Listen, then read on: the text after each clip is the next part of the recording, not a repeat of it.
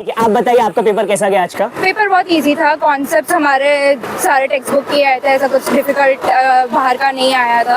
And generally हम लोग को जो प्री बोर्ड्स और पहले के क्वेश्चंस हम लोग को आए हैं, सारे हम लोग को टेक्स्ट बुक से ही आए हैं और इजी टू अंडरस्टैंड, ऐसे कुछ कॉम्प्लिकेटेड नहीं थे। Case studies were fine and overall the paper was a good paper. I think मैंने जितने भी फ्रेंड्स हैं मेरे जिनसे भी बात हुई है उनका भी अच्छा ही गया comparatively. And yeah it's compare to maths at least हम सबके पेपर साइंस में अच्छे गए। मैं उसी पे आने वाला था, मैथ्स पे। मैथ्स का भी उस दिन डाला था मैंने वीडियो, सबने कहा था थोड़ा मुश्किल ही पेपर था। आपका क्या टेक है मैथ्स पे? मैथ्स का हाँ पेपर डिफिकल्ट था, बहुत डिफिकल्ट था। मेरे को थर्ड सेट आया था जो बोर्ड है, डिफिकल्ट था सबसे। पर ऐसा बोलूँ कंपैरेटिवली मेरा अच्छा गया था, मेरा प्रिपरेशन अच्छा था मैथ्स के लिए।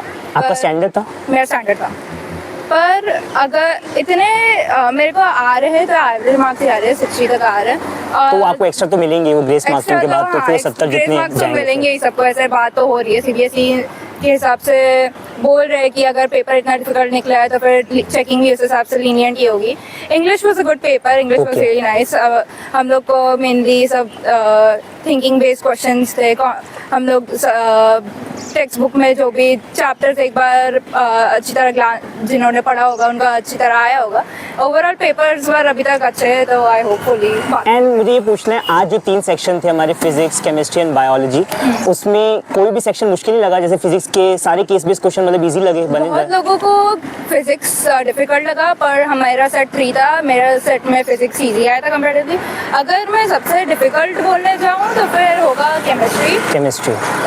एंड पर्टिकुलरली चैप्टर कौन सा जिसके क्वेश्चन थोड़ा सा आपको लगा हल्का सा? Carbon compounds, metals, non metal के थोड़े पूछे थे। पर that was fine, it wasn't anything like जो सॉल्व नहीं कर सकते वैसा टाइप का। सेट 3 के हिसाब से मेरा बोलूँ तो अच्छा गया है। बहुत लोगों का ऐसा लगा कि फिजिक्स में दूसरे सेट्स में डिफिकल्ट आया है, और हाँ दूसरे सेट्स में फिजिक्स थोड़ा सा डिफिकल्ट आया है, पर कंपैरेटिवली हमारा लगा अच्छा है, तो फिर मेरा सेट 3 अच्छा गया। बहुत अच्छा लगा। और मेरा एक और सवाल है आपसे। अभी आप 10th क्लास के स्टूडेंट हो, आपके हिसाब से, क्योंकि हर एक स्टूडेंट एक विजन करता है कि मेरे हिसाब से एजुकेशन सिस्टम में ये चेंज होना चाहिए, ये बदलाव होना चाहिए, अभी as of now for the time being आपको क्या लगता है, कौन से ऐसे कुछ एक आध चेंज आपने सोचे कभी? आई थिंक हम लोग को 11th में ऑप्शंस थोड़े रिस्ट्रिक्टेड है कंपैरेटिवली, क्योंकि या तो साइंस लेना है या तो साइंस ही लेना है, या तो एसएस लेना है तो एसएस ही लेना है। तो हम लोग ऐसे कॉम्बिनेशन सब्जेक्ट्स नहीं। मेरा सेट 1 था और मुझे तो बहुत अच्छा लगा पेपर। इस बार सबको टेक्स्ट बुक में से पूछा था, अगर पढ़ाई की होती है बच्चे ने तो उसको सब आ जाएगा। इवन मतलब एक जिस्ट भी होगी ना बच्चे को कि कौन से टॉपिक में से, तो भी बच्चे को समझ आ ही जाएगा कि पूछना क्या चाहते हैं। तो मैथ्स के बाद धीरे धीरे लेवल और कम होता जा रहा है पेपर का? लेवल तो कम नहीं था, पर अगर आपने पढ़ाई की होगी ना तो आपको आएगा। बिल्कुल। और आपका मैथ्स कैसा गया था?